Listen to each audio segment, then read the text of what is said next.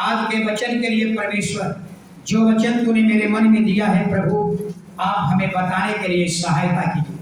पवित्र आत्मा, हालेलुया, मुझे क्या बोलना है, हमें क्या बताना है प्रभु जी, आप सारी बात में आप हमारी सहायता और अगुवाई कीजिए।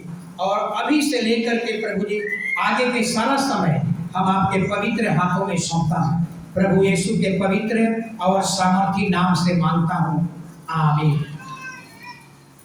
और आज का जो वचन है ब्लैक बोर्ड पर लिख दिया गया है। हालेलुया। आज जो वचन है मत्ती 5:7, धन्य है वे जो दयावंत है, उन पर दया की जाएगी। याद रखिए, जब तक हम दयावंत नहीं बनेंगे, हालेलुया, आप किसी से उम्मीद मत रखिए लेने की। अगर आप अपने पड़ोसिया पर दया नहीं किए हैं, हालेलुया, तो आप किसी से लेने की उम्मीद मत रखिए। हालेलुया। बाइबल कहती है कि पहले तुम दयावंत बनो। हालेलुया, हालेलुया, आप पर भी दया की जाएगी। अगर आप अपने आसपास के लोगों पर दया किए हैं, आप गरीब और कंगालों और भिखारियों पर आपने दया किया है, तो याद रखिए आपके लिए आप पर भी दया। उसको बंद कर दीजिए, उसको माइक को बंद करके रखिए हमेशा। हालेलुया। अंकित थोड़ा सा देखो तो काहे खड़ा रहा है। हालेलुया। याद रखिए, जितने परमेश्वर से प्रेम करते हैं, याद रखिए उनकी पहचान 3 चीजों से है। जितने परमेश्वर से प्रेम करते हैं उनकी पहचान 3 चीजों से है। हालेलुया। उनकी पहचान 3 चीजों से है, प्रेम, दया और क्षमा। याद रखिए, बाइबल कहती है जिस मनुष्यों में दया नहीं है वो मनुष्य सूखे पेड़ के समान है, वो कोई काम का नहीं है। सूखा वृक्ष केवल जलाने के काम में आते हैं। यानी बाइबल कहती है कि जो परमेश्वर से प्रेम करते हैं उनके पहचान 3 चीजों से है, प्रेम, दया और क्षमा। लेकिन आज मेरा विषय होगा दया के बारे में। हालेलुया। यानी बाइबल कहती है अगर आपके अंदर दया नहीं है तो याद रखिए आप सूखे वृक्ष के समान है, आप कोई काम के नहीं है। इतना ही नहीं, अगर आप दया नहीं करते हैं, आपके अंदर दया नहीं है, तो याद रखिए आप कठोर बन जाएंगे, आप निर्दयी बन जाएंगे, आप क्रूर बनते चले जाएंगे, आप क्रोधी बनते जाएंगे, आप भले के विरोधी बन जाएंगे। हालेलुया। दया, हालेलुया, आपके रोम में होना चाहिए। दया जो होती है ना, मनुष्य, बाइबल कहती है हालेलुया, जैसे प्रेम समाज के प्रेम जो होता है समाज को जोड़ता है, परिवार को जोड़ता है, वैसा ही जो दया है, हालेलुया, समाज में जो खाइयां पड़ी हुई है, अमीरी और गरीबी की जो खाइयां है, हालेलुया, दया उसको रिपेयर कर देता है। हालेलुया। हम अपने बराबर तो नहीं, लेकिन अपने कंधे के बराबर उसको हम लेवल में ला सकते हैं। यानी दया के द्वारा हम समाज में जो ऊंच नीच का भेदभाव है हम उसको मिटा सकते हैं।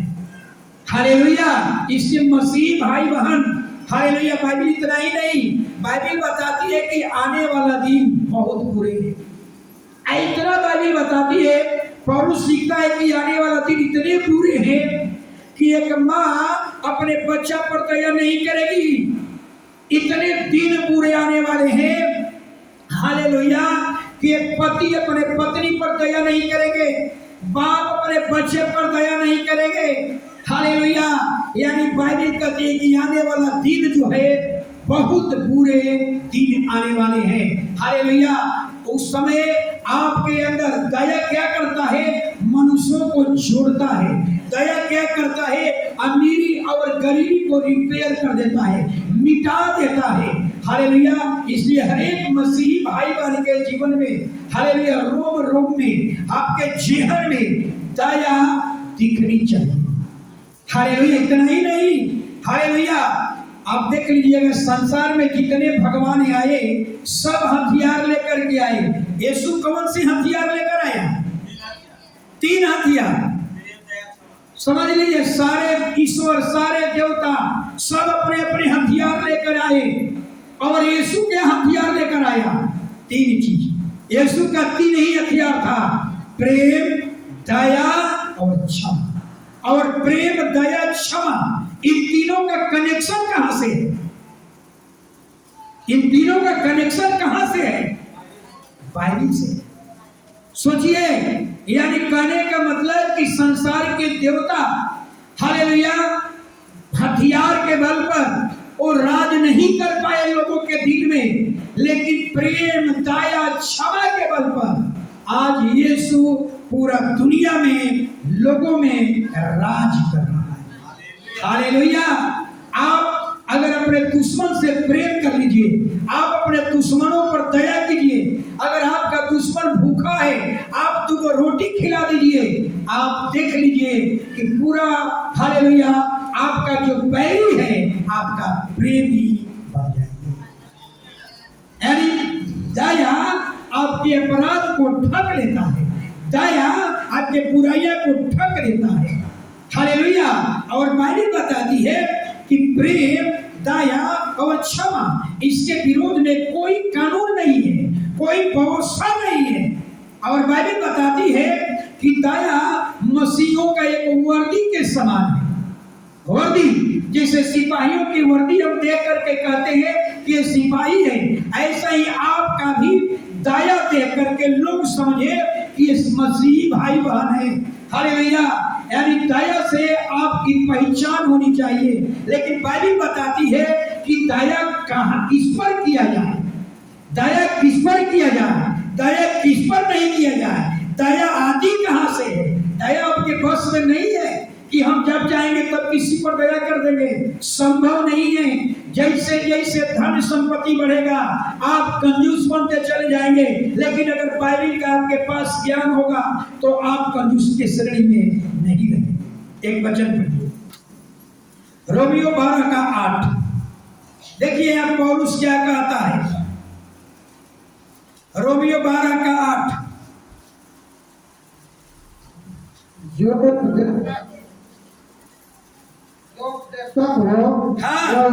देने में लगा रहे, जो उपदेशक है उपदेश देने में लगे रहे, दान देने वाला उदारता से दे, और जो अगुवाई करे हाँ, वह उत्साह से करे, हाँ, जो दया करे हाँ, वह हर्ष से करे। हालेलुया। जो दया करे उत्साह, क्या कहे, हर्ष से दे, खुशी से दया करे। दया का मतलब क्या होता है? थोड़ा समझिए, दया का मतलब क्या है? दया का मतलब किसी को मदद कर देना। दया एक चीज से नहीं है, आप किसी को वस्त्र दे देते हो दया है, किसी को 2 पैसा दे दिए दया है, किसी को आपने 2 रोटी खिला दिया दया है। हालेलुया। यानी कहने का मेरा मतलब कि जब भी आप किसी पर दया करते हैं तो उसका ढिंढोरा कुड़ कुड़ करके दया भी नहीं करनी चाहिए, हर्ष होनी चाहिए, खुशी होना चाहिए, उमंग के साथ किसी पर दया कीजिए। हालेलुया। लेकिन अब सवाल उठती है कि दया या तरस किस पर करनी चाहिए? हालेलुया। याद रखिए, सक्षम व्यक्तियों पर आप दया करेंगे, कोई प्रतिफल आपको नहीं मिलेगा। दया कहां करना है, किस पर करना है? असक्षम व्यक्ति, जैसे कंगाल हो, गरीब हो, दरिद्र हो, जिसका कोई रखवाला नहीं हो, समाज के सबसे निचले स्तर के लोग हो, ऐसे लोगों पर दया करें। हालेलुया। इसका प्रतिफल बहुत बड़ा है। लेकिन अगर अमीरों को दया करते हैं, अमीरों को संपत्ति देते हैं, अब क्या अमीर, हालेलुया, धनवान या जो विलासमय जीवन जी रहा है, आप उस पर दया करेंगे, स्वर्ग से कोई प्रतिफल। हालेलुया। तो आजकल दया किसे देता है कि हमारा जाति का है उसको दे दो, ऐसा हो रहा है। नहीं, दया में न जाति देखा जाता है, हालेलुया, और दया में न कोई कोई धर्म देखा जाता है। हालेलुया। दया गरीबी की श्रेणी में है, कंगाल के श्रेणी में है, आप उस पर दया करें। एक और वचन पढ़िए, हालेलुया, नीति वचन 14:31। नीति वचन 14:31। जो कंगाल पर आदेश करता है, हाँ, जो उसके कर्ता की निंदा करता है, हाँ, परंतु जो दरिद्र पर अनुग्रह करता है, हाँ, जो उसकी महिमा करता है। हालेलुया। बाइबिल कहती है कि जो दरिद्रों पर अनुग्रह करता है उसकी महिमा होती है। उसकी महिमा केवल पृथ्वी पर ही नहीं होती है, स्वर्ग में भी उसकी महिमा होती है। आप जब एक अपने घर में एक कंगालों को बुला करके आप वस्त्र देते हैं या दो रोटी खिला देते हैं, सोचिए कि स्वर्ग का परमेश्वर जब देखता होगा तो कितना खुश होता होगा। हालेलुया। यानी कहने का मतलब, अगर आप दया आपके अंदर नहीं है तो याद रखिए आप ईश्वर रहित है। सबसे ज्यादा खुशी वहां होती है स्वर्ग में, जब एक गरीबों पर कोई दया करता है तो धनवान कुड़कुड़ाता है, अमीर कुड़कुड़ाता है, लेकिन स्वर्ग का परमेश्वर आनंदित हो जाता है, खुश होता है। ऐसे लोगों को ढूंढ रहा है जो समाज के, आप देखे होंगे जितने मसीही का काम कहाँ होता है, जहाँ गरीबी है, जहाँ हालेलुया, जहाँ लोगों में अशिक्षा है, हालेलुया, जहाँ पढ़े लिखे लोग नहीं हैं, जो अंधकार में डूबे हुए हैं, वैसे जगहों को लोग चुनाव करता है कि यहाँ पर हम लोगों की स्थिति को क्या कर सकते हैं, बदल सकते हैं। ये स्वर्ग का ज्ञान है, याद रखिए। ये दया आपके हाथ में नहीं है, ये आत्मा का 9 फल में से एक फल है, ये आपके बस में नहीं है। ये दया पवित्र आत्मा देता है, जिसको वो चाहता है उसको दया करता है। हालेलुया। आगे एक और वचन निकालिए, नीति वचन निकालिए 28:13। जो अपना धन छिपा रखता है, हाँ, उसका कार्य सफल नहीं होता, हाँ, परंतु जो उनको मान लेता हाँ, और छोड़ भी देता है, हाँ, उस पर दया की जाएगी। हालेलुया। मनुष्य का खानदानी गुण क्या है? हर एक मनुष्य का, भाई बहनों का खानदानी गुण क्या है? चाहे वह किसी भी धर्म का क्यों नहीं, किसी भी समुदाय का क्यों नहीं हो, मनुष्य का जन्मजात गुण क्या है? अपने पाप को छिपा लो। उसको बताने की जरूरत नहीं है, उसको कोई स्कूल में ट्रेनिंग नहीं दिया जाता है, वो पाप करेगा और माता पिता से छिपा लेगा। लेकिन हमारी बाइबिल क्या कहती है? जो व्यक्ति अपराध करता है वो कभी सफल नहीं होता, हमेशा निराशा, हमेशा हार, हमेशा पराजय। जो व्यक्ति, छिपाने का मतलब क्या है? गुप्त पाप, सेक्रेट लाइफ, गुप्त जीवन। बात समझ में आ रही है? गुप्त जीवन का मतलब, हालेलुया, हम पाप कर रहे हैं, हम पाप कर रहे हैं, लेकिन ना मेरे माता जानते हैं, ना पापा जानते हैं, ना मेरा कोई मित्र जानता है। यानी पाप अपने अंदर में छिपा करके करते हैं, उसको हम लोग कहते हैं सेक्रेट लाइफ, गुप्त जीवन। हालेलुया। बाइबिल बताती है कि अगर आप अपराध को छिपा करके मन में रखे हुए हैं और आप चर्च आइए, खूब चिल्ला कर दुहाई दीजिए, आप आंसू खूब बहाइए, याद रखिए जब अपने आप पाप को छिपा करके रखेंगे, आप कितना भी आंसू बहा लो, आपका आंसू परमेश्वर को प्रभावित नहीं कर पाएगा। हालेलुया। आपका आंसू परमेश्वर को प्रभावित नहीं कर पाएगा। परमेश्वर कहेगा कि पहले अपने पाप को दूर कर। हालेलुया। कैसे पहचानेंगे कि आपका बच्चा गुप्त जीवन जी रहा है? कैसे पहचानिएगा आपकी पत्नी पाप का जीवन जी रही है? कैसे पहचानेंगे आपका पति पाप का जीवन जी रहा है? तरीका कई है, लेकिन एक छोटी तरीका बता रहा, कई बार बता चुका हूं। हालेलुया। गुप्त जीवन, ऐसा जीवन जियो कि कोई जाने नहीं। पापा दारू पी रहे हैं, कोई जानता नहीं है। पापा चुपके से गांजा पी कर आए, कोई जान नहीं रहा है। न बच्चा जानता है, न मम्मी जानती है, न बेटा बेटी जानता है। हालेलुया। ऐसा अपराध करो कोई नहीं जाने। हालेलुया। चाहते हैं गुप्त जीवन, आप अपने बच्चा से मांगिए, आप अपना बच्चा से मोबाइल मांगिए कि बेटा आज मोबाइल आधा घंटा के लिए छोड़ दो, बच्चा आपका मोबाइल दे देगा? समझ में आ रही है? हालेलुया। बच्चा अपना मोबाइल नहीं देगा। क्यों मोबाइल नहीं देगा? क्योंकि वो बच्चा का जो पाप है, जो दलीला है, वो कहाँ है? मोबाइल में छिपा है। समझिए, आप अपने बच्चा से मोबाइल मांगिए, कहेगा कि यहीं पर बात कर लो, लेकिन वो देगा नहीं। बाथरूम में जाएगा, टॉयलेट रूम में जाएगा, मोबाइल लेकर जाएगा। अगर मोबाइल बाहर रखेगा तो लॉक करके रखेगा, क्योंकि वो जानता है कि मेरा दलीला कहाँ है? मोबाइल में। हालेलुया। अगर मोबाइल देने में आनाकानी कर रहा है तो माता पिता चालाक है, समझ जाइए कि मेरा बेटा गुप्त जीवन जी रहा है, मेरा बेटा पाप का जीवन जी रहा है।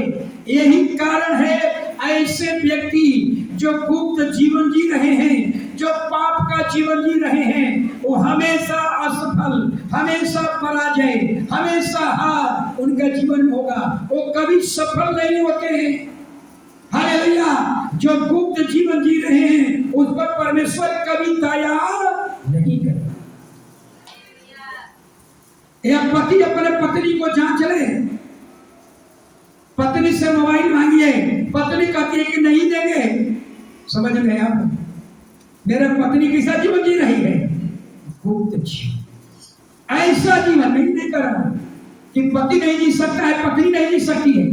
मैं कुछ 4 या 5 महीना जाड़ा के समय में किसी घर में प्रार्थना करने, समझिए, और मैं गया, गेट खुलवाया, और जब भीतर गए तो उनका मोबाइल ऐसा ही रखा हुआ। गए तो मास्टर जी बैठिए, चल गए पानी लाने, ऐसे मोबाइल में ढका हुआ था, वीडियो चल रहा था। मैं तो आश्चर्य हो गया, किसी का चेहरा देखकर हम नहीं कर सकते हैं कि वो कैसा जीवन जी रहा। ऐसे मोबाइल ढका हुआ, मैं आया, झट से केवाड़ी खोलवाया और मोबाइल में ऐसे वीडियो चल रहा था, लेकर ढक दिया और उसको याद भुला गया कि मोबाइल मेरा चालू है। हम वहीं बैठ गए, चौकी पर होके बैठ गए तो मोबाइल में ऐसे हमने ऐसे उठा कर तो वीडियो चल रहा था। कौन सा वीडियो था? सोचिए, गलत वीडियो चल रहा था। पता है, 3 मिनट गलत वीडियो। मैंने सही चुपचाप छोड़ दिया, काहे ना कुछ कर देगा। समझ लीजिए, यही है गुप्त जीवन, गलत वीडियो। हालेलुया। यही कहता हूं, हालेलुया। दलीला एक बेस्या है। हालेलुया। दलीला का मतलब केवल बेस्या नहीं होता है। आप अगर खैनी, बीड़ी, पान मसाला, गुटखा, मदिरा, ताड़ी अगर आप चुपके ले रहे हैं, किसी को जानकारी नहीं है, यह भी एक गुप्त जीवन है। हालेलुया। इसलिए बाइबल कहती है, हालेलुया, अगर आप अपने अपराध को छिपा करके अगर गुप्त जीवन जी रहे हैं, पाप का जीवन जी रहे हैं, सेक्रेट लाइफ जीवन जी रहे हैं, तो याद रखिए आप पर कभी दया नहीं होगी। आप चर्च में कितना भी उपवास कर लो, आप कितना भी चिल्ला कर दुहाई दो, आप कितना भी आंसू बहा दो, आपका आंसू परमेश्वर को प्रभावित नहीं करेगा, क्योंकि आप पाप का जीवन जी रहे हैं। इसलिए मैं कहता हूं, किसी का चेहरा देख करके हम अनुभव नहीं लगा सकते हैं कि वो व्यक्ति का जीवन कैसा है। हालेलुया। हमारी बात समझ में आ रही है आप लोगों को? अपने बच्चे को जांच सकते हैं, अपने परिवार को जांच सकते हैं, पत्नी अपने पति को जांच सकती है, पति अपने पत्नी को जांच सकते हैं कि हमारा बच्चा का जीवन में दलीला का एंट्री हुआ है कि नहीं। हालेलुया। याद रखिए, दलीला किसके जीवन में आई? सिमसोन के जीवन में आई। इतना पावरफुल व्यक्ति, ताकतवर व्यक्ति, जिसको कोई हरा नहीं सकता था, इतना जिस पर परमेश्वर का आत्मा उतरता था। सोचिए, एक ताकतवर व्यक्ति, एक पावरफुल व्यक्ति, एक सामर्थ्य व्यक्ति, एक अभिषेकित व्यक्ति, जब उसके जीवन में दलीला आई, समझिए दलीला से बाहर नहीं निकल पाया। तब तक नहीं निकला जब तक कि उसकी मौत न हो गई। आसान काम नहीं है। जब एक बार आपके जीवन में पाप आ गया, दलीला का एंट्री हो गया, सोच लीजिए आप उसके बगैर नहीं रह सकते। शैतान क्या कहता है? कहता है कि मुझे एक बार चेक करके देख लो, आज ढक्कन से पियोगे, महीना दिन के अंदर बोतल से पीना शुरू कर दो। एक बार सिगरेट पी करके देख लो, आज पी रहे हो एक बार, वो दिन आएगा कि दिन भर में पॉकेट के पॉकेट खर्च करोगे। इसलिए बाइबल कहती है हालेलुया कि कोई भी पाप आपके जीवन में न रहे। हालेलुया, अगर आपके जीवन में पाप रहेगा तो पहली बात आपके जिंदगी में कभी भी परमेश्वर की दया नहीं हो। आप याद रखिए, जक्कई के जीवन में दया क्यों हुई? जक्कई के जीवन में दया क्यों हुई? जक्कई कैसा व्यक्ति था? क्रूर व्यक्ति, गलत तरीका से धन अर्जित करने वाला व्यक्ति, चुंगी लेने वाला का सरदार था, कठोर था, निर्दयी था, क्रूर था। लोग उससे नफरत करते थे, लोग उससे घृणा करते थे, लेकिन इस पर प्रभु की दया हो गई। क्यों हो गई? जब यीशु जब जक्कई के घर गया, सोचिए, जब यीशु जक्कई के घर गए, जक्कई ने अपना सारा पाप यीशु के सामने स्वीकार कर लिया, सारा पाप अंगीकार कर लिया, और जितना रुपया पैसा धन संपत्ति सोना चांदी जेवर जितना गलत तरीका से इकट्ठा किया था सब यीशु के पास लाने लगा।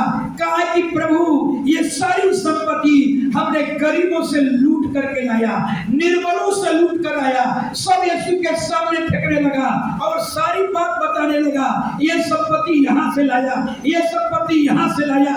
यानी बाइबल कहती है अगर कोई मनुष्य अपने अपराधों को मान ले और छोड़ दे, उस पर दया की जाए। जक्कई ने अपने सारे अपराधों को मान लिया और सारा जितना गलत तरीका से धन अर्जित किया था सब जगह प्रभु के सामने लाने लगा। कहा कि प्रभु ये सारी संपत्ति हमने गलत तरीका से कमाया, आज सब गरीबों में बांट दूंगा। प्रभु ने कहा वाह जक्कई, आज तेरे घर में उद्धार है। हालेलुया। जक्कई के जीवन में दो चीजें दिखाई पड़ता है। क्या दिखाई पड़ता है? पहली बात कि जब यीशु जक्कई के घर गए तो पहला काम क्या किया यीशु को कि अपनी धन से बढ़कर जक्कई परमेश्वर को क्या किया? स्वागत किया। दूसरा काम क्या किया कि जितना गलत तरीका कमाया था सब प्रभु के सामने निकाल कर लिया। प्रभु मैं इतना अपराध किया, ये अपराध से इतना धन संपत्ति किया, निर्णय कर लिया प्रभु आज के बाद हम कभी गलत तरीका से धन अर्जित नहीं करेंगे। और प्रभु से सामने निर्णय कर लिया आज के बाद कभी भी हम गलत रास्ते में नहीं चलेंगे। तब प्रभु कहते हैं आज तेरे घर में उद्धार। उद्धार का मतलब क्या होता है? पाप से अलगाव। हालेलुया। पूरा लाइफ हम पाप में चल रहे हैं, झूठ, चोरी, निंदा, बुराई, लोभ, लालच, ईर्ष्या, प्यार, जलन, निंदा, ये सब क्या है? पाप है, पाप। सोचिए अगर ट्रेन में बिना टिकट के चलते हो भी क्या है? पाप। हालेलुया। याद रखिए, हालेलुया। जक्कई पर दया क्यों हो गई? क्योंकि जक्कई ने अपने अपराधों को। एक और वचन पढ़िए। आज कलीसिया में बहुत से ऐसे लोग हैं जो जक्कई के समान हालेलुया जीवन जी रहे हैं। बहुत से लोग हैं जो कब चर्च भी आ रहे हैं और जक्कई का पाप भी अपने जीवन में रखे हैं, गलत तरीका से धन अर्जित कर रहे हैं। याद रखिए हालेलुया। आज भी मैं एक बार चेतावनी देता हूं, अगर आप जक्कई के समान गलत तरीका से धन अर्जित कर रहे हैं तो आज जक्कई के समान आज निर्णय कर लीजिए, प्रभु आज के बाद हम कभी गलत रास्ते में नहीं चलेंगे, आज के बाद हम कभी गलत तरीका से धन अर्जित नहीं करेंगे। समझ लीजिए प्रभु हालेलुया कहेगा आज तेरे घर में हालेलुया। ये है मसीही जीवन। ऐसे करेंगे तो आप पर दया होगी, लेकिन अगर आप पाप को छिपा करके रखेंगे, पाप को अपने मन में लेकर के चलेंगे, गुप्त जीवन जिएंगे, याद रखिए कभी आप पर दया नहीं हो। कुछ लोग कहते हैं, चर्च में कई लोगों के मुंह से मैंने सुना हालेलुया कि उनके जीवन में प्रभु आशीष करता है, उनको प्रभु सुनता है, लेकिन हमारा प्रभु हमको हमारी नहीं सुनता। क्यों नहीं सुनता? इसलिए नहीं सुनता कि अभी भी आप पाप का जीवन, दलीला का जीवन, गुप्त लाइफ, सीक्रेट लाइफ जीवन जी रहे हैं। हालेलुया। तो दया किस पर नहीं होगी? यशायाह 55 का 7। सोच लीजिए, दया किन लोगों पर नहीं होगी?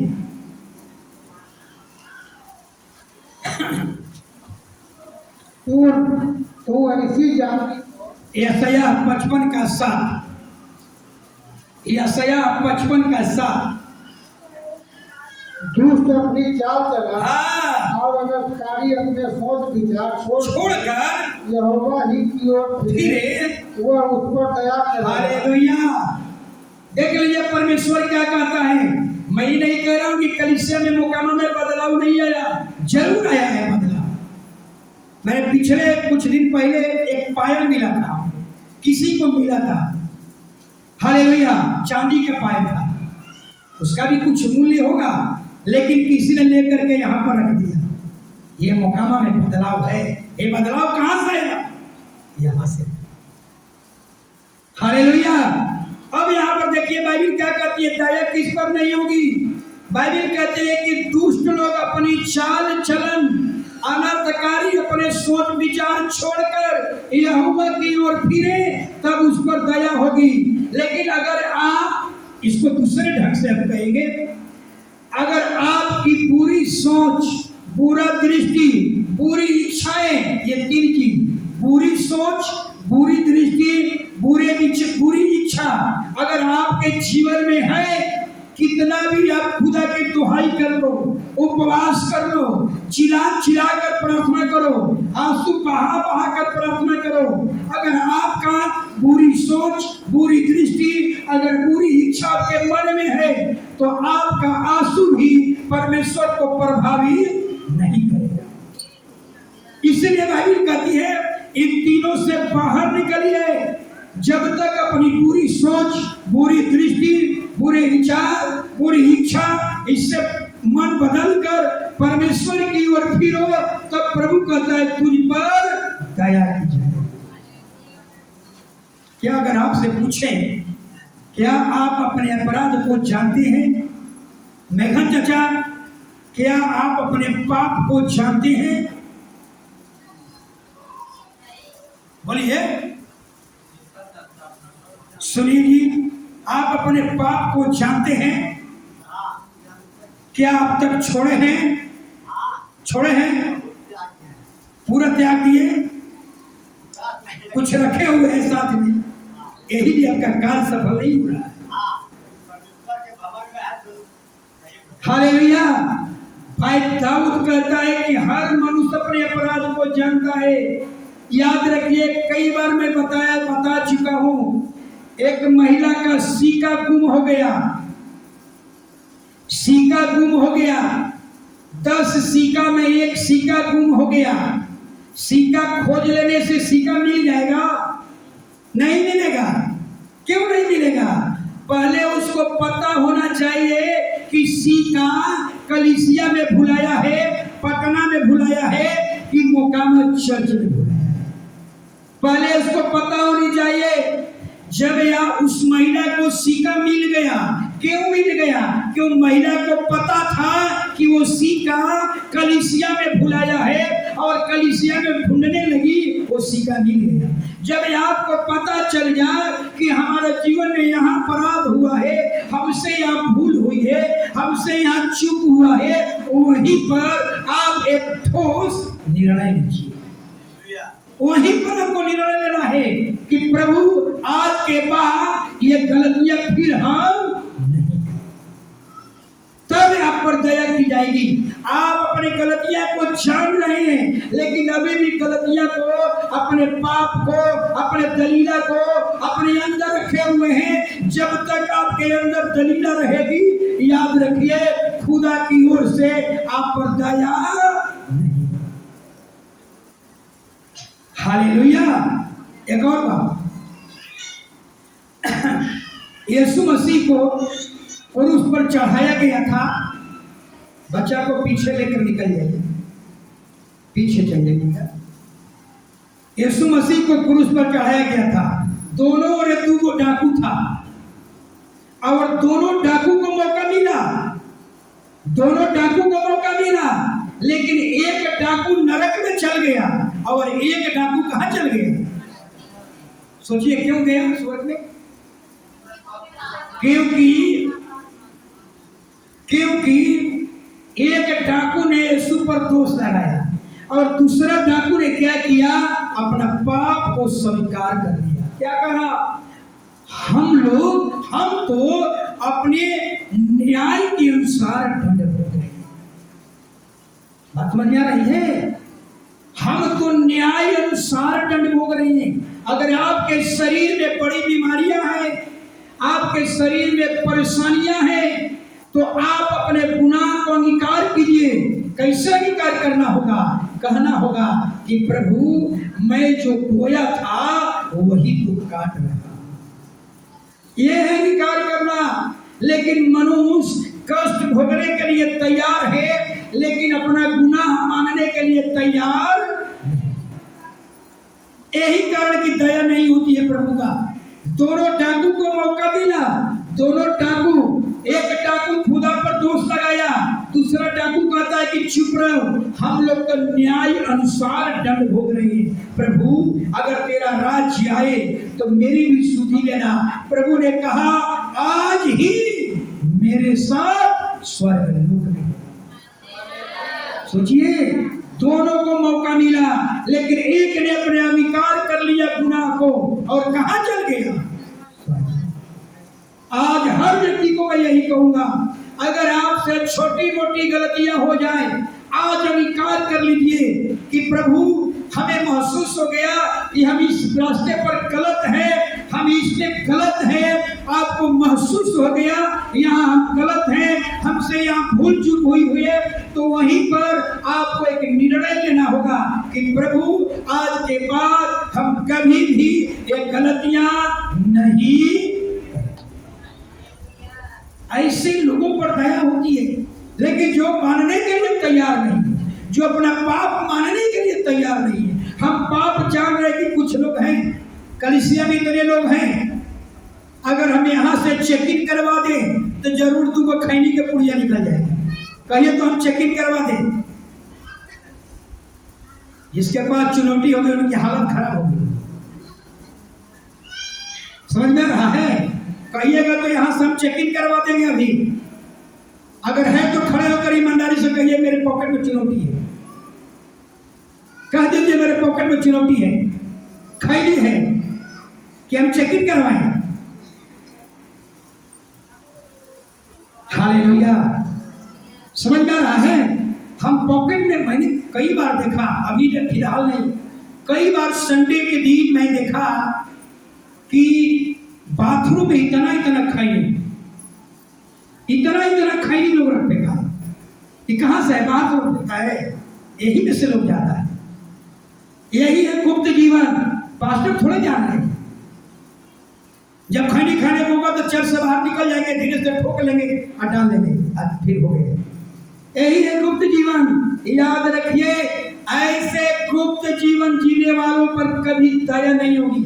अगर इतने लोग खड़े हैं आपके बढ़िया, हर एक पति के बारे में उनके पत्नी से बेहतर कोई नहीं जानता। कि आप अगर कहें कि 7 दिन में कितने बार आपने दारू पिए हैं, यही है गुप्त जीवन।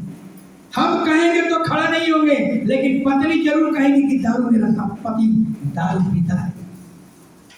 यही है गुप्त जीवन। छिपा करके पाप करो, कोई नहीं जान रहा है।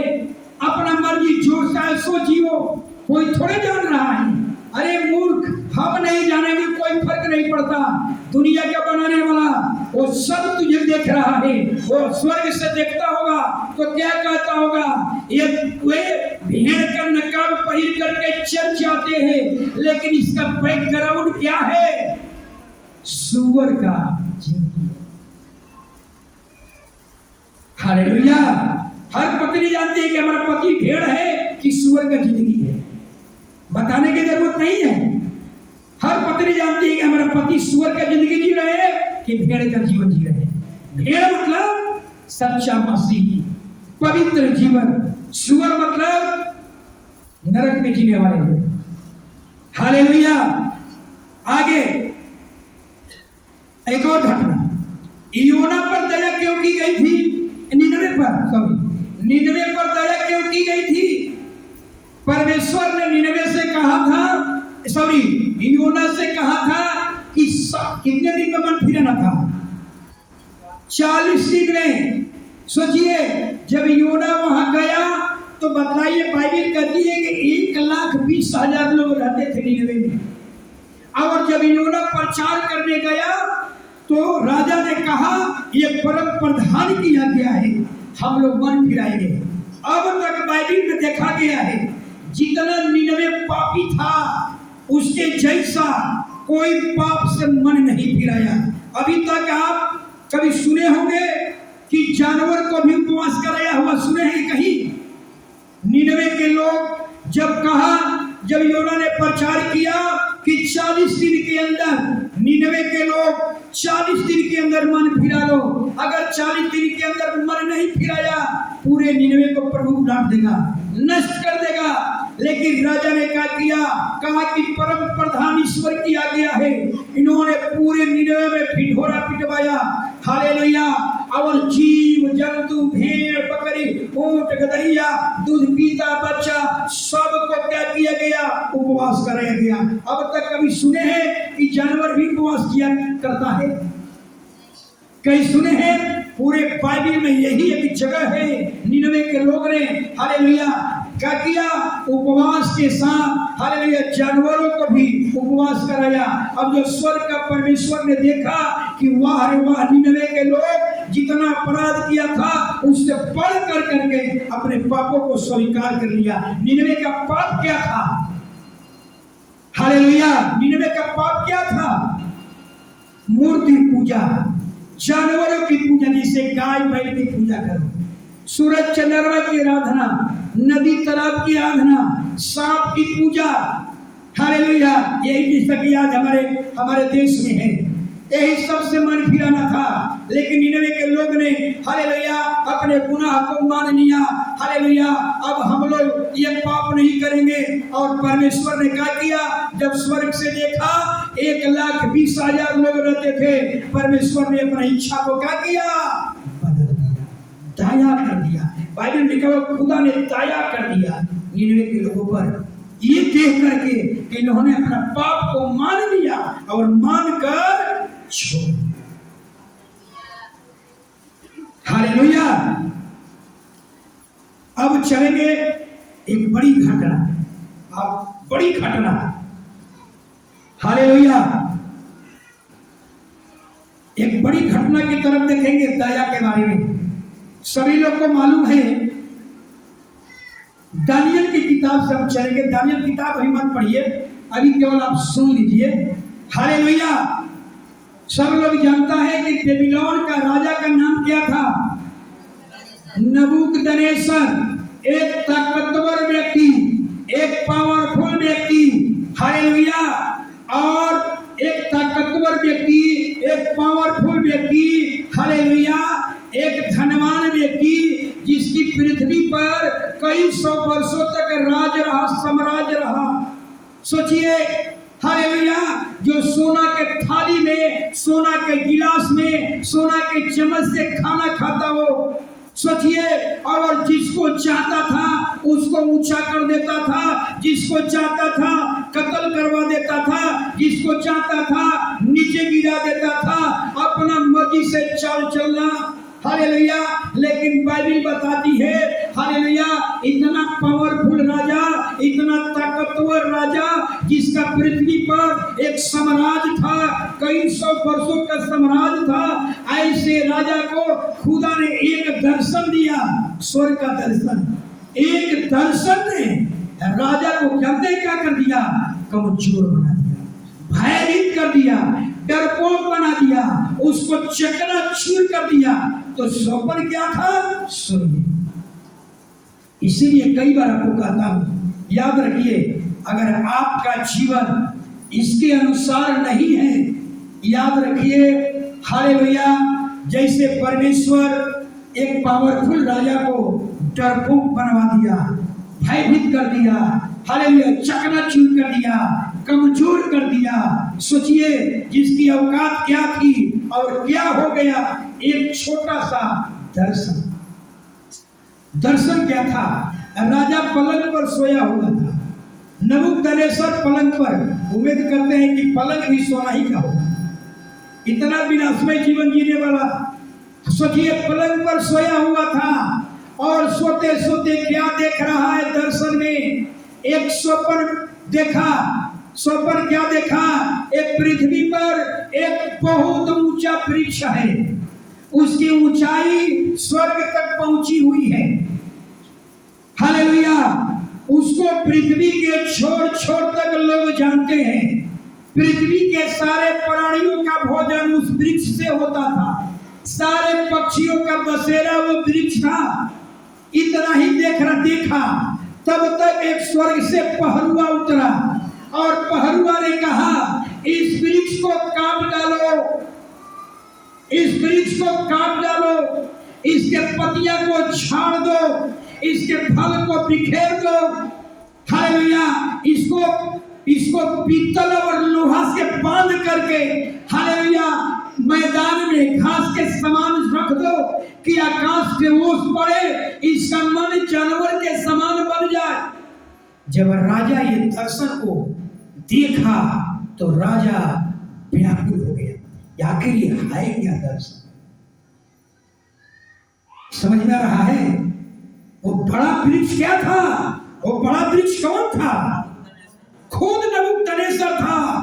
और स्वर्ग का खुदा ने दर्शन दे करके कह दिया कि वृक्ष को काट डाल, इसके फल को छाड़ दे, इसके पत्तियों को छाड़ दे, फल को बिखेर दे, केवल इसमें ठूठ बना रहे।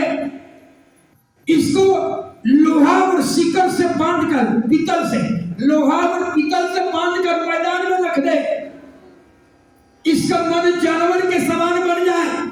जब राजा ने ये दर्शन देखा कि इसको काट डाल, तो राजा, बतलाइए, एक पावरफुल व्यक्ति, एक ताकतवर व्यक्ति जिसका साम्राज्य था, हालेलुया, एक पृथ्वी का कई बरसों तक साम्राज्य था, जिसकी पूरी दुनिया पर स्तुति बोलती थी, ऐसा राजा एक दर्शन ने उसको कमजोर कर दिया, उसको डरपोक बना दिया, भयभीत हो गया, व्याकुल हो गया।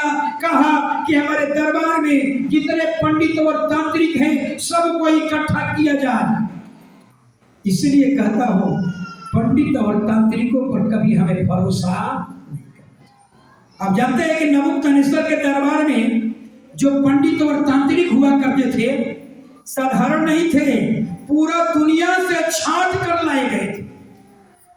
आप WHO जानते हैं, वर्ल्ड हेल्थ ऑर्गेनाइजेशन, WHO में कौन डॉक्टर होते हैं? पूरा दुनिया से छांट कर लाया जाता है जो WHO में खोजते हैं।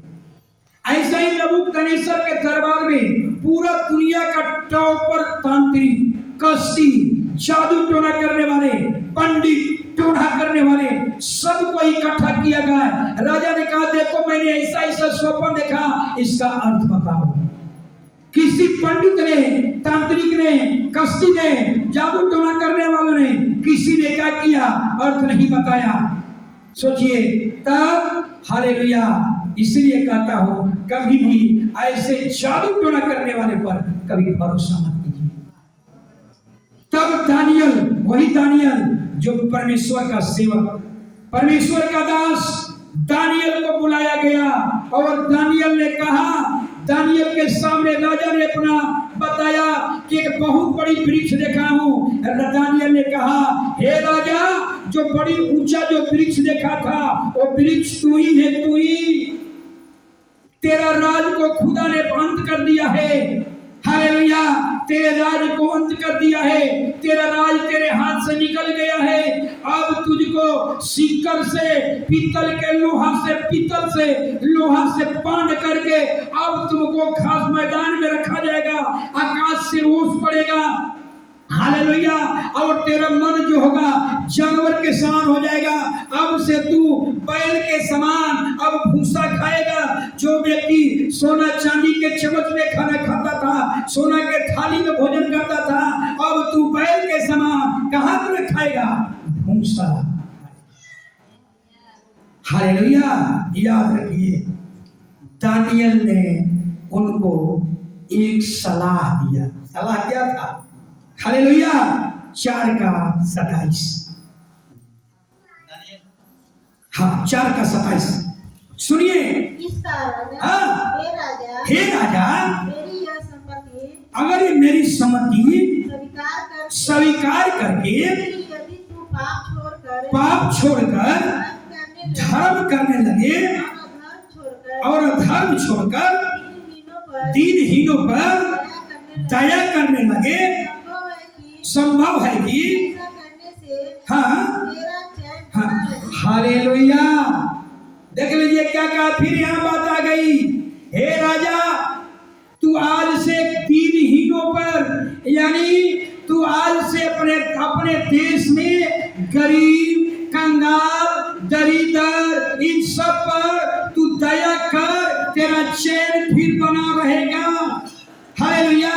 यानी कहने का मतलब कि तू अपने दरबार में गरीबों को, कंगालों को, तुच्छों को चुटकियों से मसल देता था।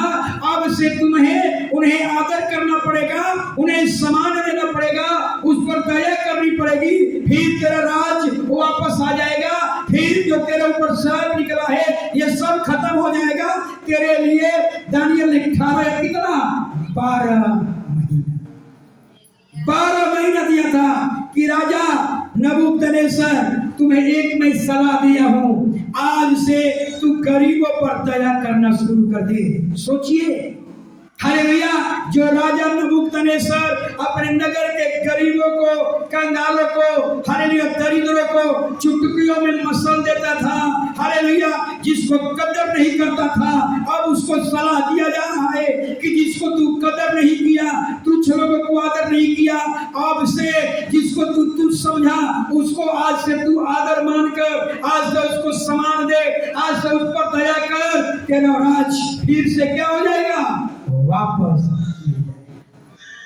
समझ में आ रहा है? गरीबों को, हालेलुया, हालेलुया, पवित्र आत्मा ने दानियल को बता दिया था, हालेलुया, कि हे राजा, गरीबों की सेवा में, गरीबों पर दया करने से, कंगालों पर दया करने से, दरिद्रों पर दया करने से मेवा मिलता है, मेवा। हालेलुया।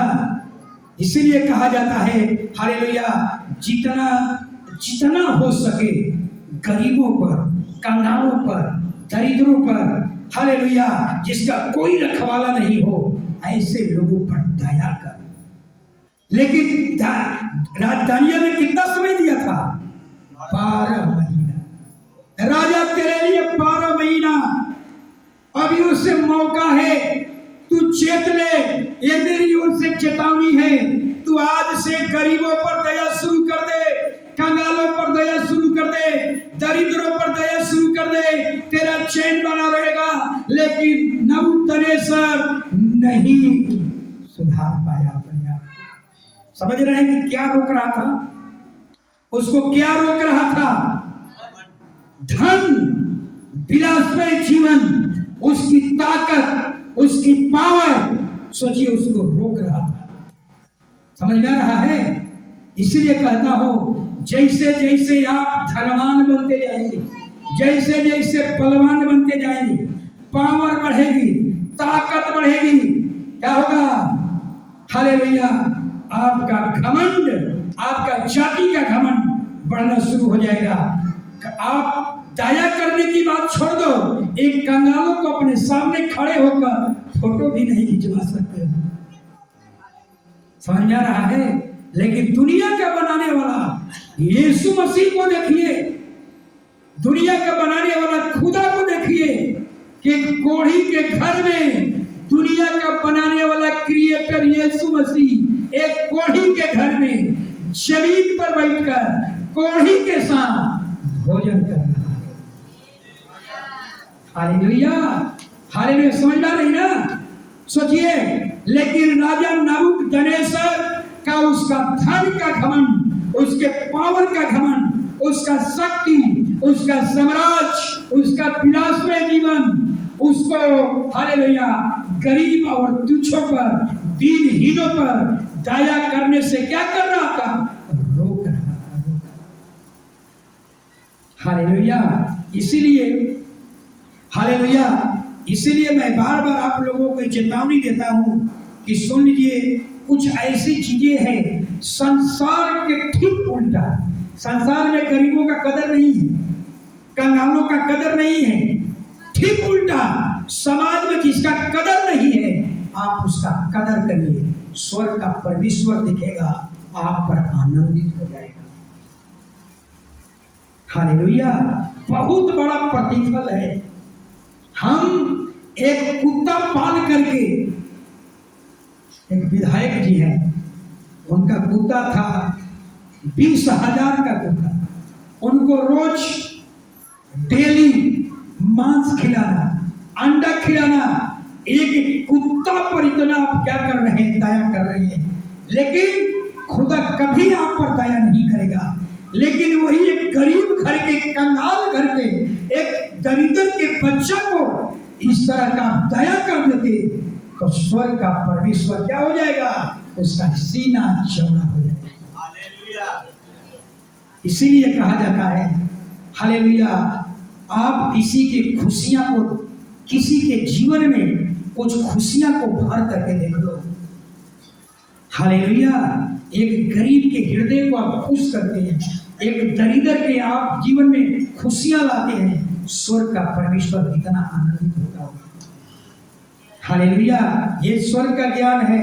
जब स्वर्ग का ज्ञान आप पर आएगा, याद रखिए, आप विवश हो जाएंगे, आप लाचार हो जाएंगे। गरीबों के उत्थान करो, कंगालों के उत्थान करो, हालेलुया, दरिद्रों का उत्थान करो, समाज के तुच्छ लोगों का उत्थान करो, आप विवश हो जाएंगे। आपके रोम रोम में ये चीज, ये झलक आपके जीवन में दिखने लगेगी। हालेलुया। लेकिन नबूकदनेस्सर मन नहीं फिराया। जानते क्या हुआ? अब नबूकदनेस्सर को 12 महीना के बाद, हालेलुया, जो आदमी सोना के चम्मच में खाना खाता हो, वो व्यक्तियों को सीकर में बांधा गया, लोहा के सीकर में, पीतल के सीकर में बांध करके मैदान में छोड़ दिया गया। अब वो व्यक्ति जो सोना के, चांदी के प्लेट में, थाली में, गिलास का इस्तेमाल करता था, अब व्यक्ति जंगल में, झाड़ियों में, जानवरों के समान भूसा, बैल के समान भूसा खाने लगा। बाइबल में लिखा हुआ है, उसके वो जानवर बन गया था। उसका मैंने वीडियो, एक फोटो मैंने नेट से खींच लाया था। इतना बड़ा बड़ा नाखून और जानवर के समान चल रहा है, उसका बाल इतना बड़े बड़े, सोचिए, और जानवर के समान लग रहा है देखने से। हालेलुया। इसीलिए मैं कहता हूँ हालेलुया, हम कैसा जीवन जी रहे हैं। हालेलुया। अपने बारे में सोचिए, हम जैसा जीवन जी रहे हैं वो जीवन खुदा के मर्जी में है क्या? जैसा खुदा चाहता है वैसा हमारा जीवन है क्या? खुदा चाहता है आपका जीवन इसके अनुसार जिंदा रहना है, आपका जीवन इसके अनुसार होना चाहिए। आप अपनी मर्जी से नहीं जी सकते, ये व्यवस्था इसीलिए दिया गया, आपका आपसे इसके अनुसार जिंदगी होना चाहिए। अगर इसके अनुसार जिंदगी नहीं है तो आपकी भी दशा वही होगी, हालेलुया, जैसा कि नबूकदनेस्सर की दशा। इसका दंड पढ़िए, 4 अध्याय 29 से लेकर के 32 तक। वो टाइम हो गया, नहीं छोड़िए, घर में पढ़िएगा, टाइम हो गया। एक और घटना, तो देखिए दया का कितना महत्व है। अगर नबूकदनेस्सर दया कर दिया होता गरीबों पर, हीनों पर, तो उसकी दशा ये नहीं। हालेलुया। इसलिए कहा जाता है गरीबों पर दया करने से आपको रिवार्ड मिलता है। ऐसा ही दाऊद के भी बारे में ऐसा ही लिखा हुआ है। जानते हैं कि साउल का दुश्मन कौन था? कोई बताइए, साउल का दुश्मन कौन था? दाऊद। सोचिए, साउल पाप किया, राजगद्दी चढ़ गए, दाऊद राजा बना। और जब दाऊद राजा बना, सोचिए, जब दाऊद राजा बना तो साउल के घराने की सुधि लिया। कहा कि साउल के घराने में कोई अब तक जीवित बच्चा है? तो एक व्यक्ति ने कहा उसके घर में एक लंगड़ा बच्चा अभी तक बचा हुआ है, जो दोनों पांव का क्या था? अब सोचिए, एक राजा, जरा समझना है, दाऊद को भी अभिषेक हुआ, साउल को भी अभिषेक हुआ, लेकिन दाऊद अभिषेक को समझता था, लेकिन साउल अभिषेक को कदर नहीं किया। अब देखिए, दाऊद एक लंगड़ा बच्चा को, एक वचन पढ़ लीजिए, 2 सामुएल 9 अध्याय 3 वचन। एक राजा का क्या है? दाया। राजा ने पूछा, हाँ, क्या साउल के घराने में से हाँ, कोई अब तक बचा है हाँ, जिसको मैं परमेश्वर की सी प्रीति दिखाऊं? हाँ, सीबा ने राजा से कहा, हाँ, योनातान का एक बेटा तो है, हाँ, जो लंगड़ा है। लंगड़ा है। 11 वचन। सीबा ने राजा से कहा, हाँ, मेरा प्रभु राजा अपने दास को हाँ, जो जो आज्ञा दे हाँ, उन सबों के अनुसार तेरा दास करेगा। हाँ, दाऊद ने कहा, हाँ, अभी बोअज से राजकुमारों के समान हाँ, मेरी मेज पर भोजन किया करे। 13 वचन। मबीबोश यरूशलेम में रहता था, हाँ, क्योंकि वह राजा की मेज पर हाँ, नित्य भोजन किया करता था। हाँ, वह दोनों पांव से पंगुला था। हालेलुया। देख लीजिए, यही कहा जाता है दाऊद और साउल में अंतर। जब दाऊद राजा बना तो साउल के घराने का एक लंगड़ा बच्चा, जो दोनों पांव से लंगड़ा था, कहा आज से इस लंगड़े बच्चे का भोजन कहाँ होगा? मेरे टेबल पर होगा। सोचिए, इसी को कहते हैं दाया। हालेलुया। एक राजा, हालेलुया, एक लंगड़े बच्चे को कहा कि आज से इसका नित्य रोज का जो भोजन होगा मेरे साथ होगा, राजकुमार के समान अब से भोजन करेगा। इसको कहते हैं दाया। कोई बड़ा आदमी बन जाता है क्या संसार के छोटे लोगों को, लंगड़े लोगों को, कोढ़ी लोगों को क्या इस तरह का सौभाग्य दे पाता है?